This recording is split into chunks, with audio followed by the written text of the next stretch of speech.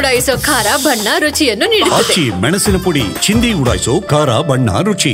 ಸರಿಗೆ ಕೇಂದ್ರ ಸರ್ಕಾರ ಜಾತಿ ಗಣತಿ ಮಾಡ್ತಾ ಇದೆ.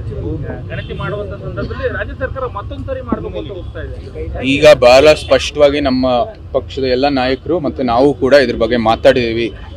ಈ ಜಾತಿ ಗಣತಿ ವಿಚಾರದಲ್ಲಿ ಒಂದು ದೊಡ್ಡ ತಮಾಷೆ ನಡೆದಿದೆ ಕಳೆದ 10 ವರ್ಷದಲ್ಲಿ. ಯಾವುದೇ ರೀತಿಯ ಒಂದು ತೃಪ್ತಿ ಸಿಕ್ಕಿಲ್ಲ, ಯಾವ ಒಂದು ವರ್ಗಕ್ಕೂ ಕೂಡ ತೃಪ್ತಿ ಸಿಕ್ಕಿಲ್ಲ ಈ ಜಾತಿ ಗಣತಿ ಪ್ರಕ್ರಿಯೆಯಲ್ಲಿ. 10 ವರ್ಷ 165 ಕೋಟಿಯನ್ನು ವೆಚ್ಚದ ಒಂದು ಸಮಾವೇಶ, ಒಂದು ಈ ಸರ್ವೆಯನ್ನು ನಡೆಸಿ ನಂತರ ಅದನ್ನು ಬಹಿರಂಗ ಮಾಡಿಲ್ಲ. ತೆರಿಗೆ ಕಟ್ಟೋರಿಗೂ ಕೂಡ ಒಂದು ಹಕ್ಕಿದೆ.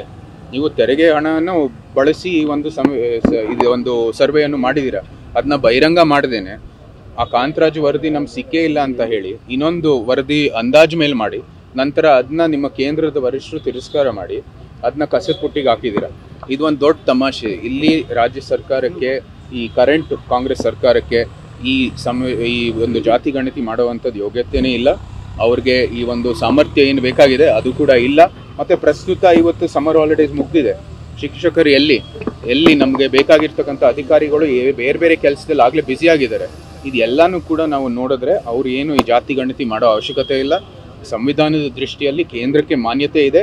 ಇವತ್ತು ಆ ಪ್ರಕ್ರಿಯೆ ನಡೆಸ್ತಾ ಇದ್ದೀವಿ.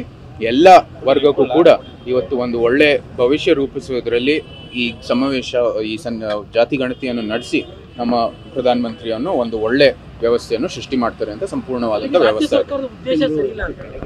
ರಾಜ್ಯ ಸರ್ಕಾರದ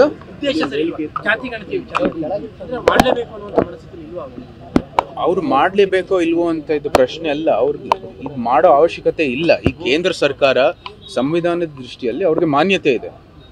ಸಂವಿಧಾನದ ಅಡಿಯಲ್ಲಿ ಕೇಂದ್ರ ಸರ್ಕಾರ ಜಾತಿ ಗಣತಿ ಮಾಡಬೇಕಾಗಿದೆ. ಅವರ ಆಡಳಿತ ಇರುವಾಗ ಅವ್ರು ಮಾಡಿಲ್ಲ. 51ರಲ್ಲಿ, 61ರಲ್ಲಿ, 71ರಲ್ಲಿ, 81ರಲ್ಲಿ, 2011ನಲ್ಲಿ ಅವರು ಯಾವುದೇ ರೀತಿಯ ಒಂದು ಜಾತಿ ಗಣತಿ ಮಾಡಿಲ್ಲ. ಆವಾಗ ಆಡಳಿತದಲ್ಲಿ ಇದ್ದಿದ್ದ ಪಕ್ಷನೇ ಕಾಂಗ್ರೆಸ್. ಅವ್ರು ಆವಾಗೆಲ್ಲ ಮಾಡಿಲ್ಲ. ಅವ್ರಿಗೆ ಅವಕಾಶ ಸಿಕ್ಕಿರುವಾಗೆಲ್ಲ ಈ ಜಾತಿ ಗಣತಿ ಮಾಡಿಲ್ಲ. ರಾಜ್ಯದಲ್ಲಿ ದಿಕ್ತಪ್ಪಿಸೋ ದೃಷ್ಟಿಯಲ್ಲಿ ಅವ್ರು ಮಾಡಿದ್ದಾರೆ. ಮತ್ತೆ ಮೊನ್ನೆ ಮುಖ್ಯಮಂತ್ರಿಗಳೇ ಹೇಳಿದಾರಲ್ಲ, ಕೇಂದ್ರದಲ್ಲಿ ನೀವು ಜಾತಿ ಗಣತಿ ಮಾಡುವಾಗ ತೆಲಂಗಾಣ ಮಾದರಿಯಲ್ಲಿ ಮಾಡ್ಬೇಕು ನಾವು ಅಂತ. ಯಾಕೆ ಕರ್ನಾಟಕ ಮಾದರಿಯಲ್ಲಿ ಮಾಡಬಾರ್ದು ಅಂತ ನೀವು ಪ್ರಶ್ನೆ ಮಾಡಿ ಅವ್ರಿಗೆ. ಯಾಕಂದ್ರೆ ಕರ್ನಾಟಕದಲ್ಲಿ ಈ ಪ್ರಕ್ರಿಯೆ ಸಂಪೂರ್ಣವಾಗಿ ವಿಫಲ ಆಗಿದೆ. 165 ಕೋಟಿ ತೆರಿಗೆ ಕಟ್ಟೋರ ಒಂದು ಹಣ ಅದನ್ನ ದುರ್ಬಳಕೆ ಮಾಡಿ ಅದನ್ನ ಕಸದ ಪುಟ್ಟಿಗೆ ಹಾಕಿದ್ದಾರೆ. ಮೊನ್ನೆ ಸಿದ್ದರಾಮಯ್ಯ ಮೈಸೂರು ಸಾಧನಾ ಸಮಾವೇಶ ಬಿಜೆಪಿ ಮತ್ತು ಜೆಡಿಎಸ್ ಇಬ್ಬರು ಪಂಥಾವನ್ನ ಕೊಟ್ಟಿದೆ. ಬಹಿರಂಗ ಚರ್ಚೆಗೆ ಬನ್ನಿ, ಡೆವಲಪ್ಮೆಂಟ್ ವಿಚಾರ ಬಗ್ಗೆ ಚರ್ಚೆ ಮಾಡ್ಬಿಡೋಣ. ದಯವಿಟ್ಟು ಅವರು ಒಂದು ವೈಟ್ ಪೇಪರ್ ಹಾಕ್ಲಿ. ಏನು ಘೋಷಣೆ ಮಾಡಿದ್ದಾರೆ, ಹಣ ಬಿಡುಗಡೆ ಆಗಿದೆ, ಮತ್ತೆ ಆ ಕೆಲಸ ಎಲ್ಲಿ ಕಂಪ್ಲೀಟ್ ಆಗಿದೆ ಅಂತ ವೈಟ್ ಪೇಪರ್ ಕೊಡ್ಲಿ ನೋಡೋಣ.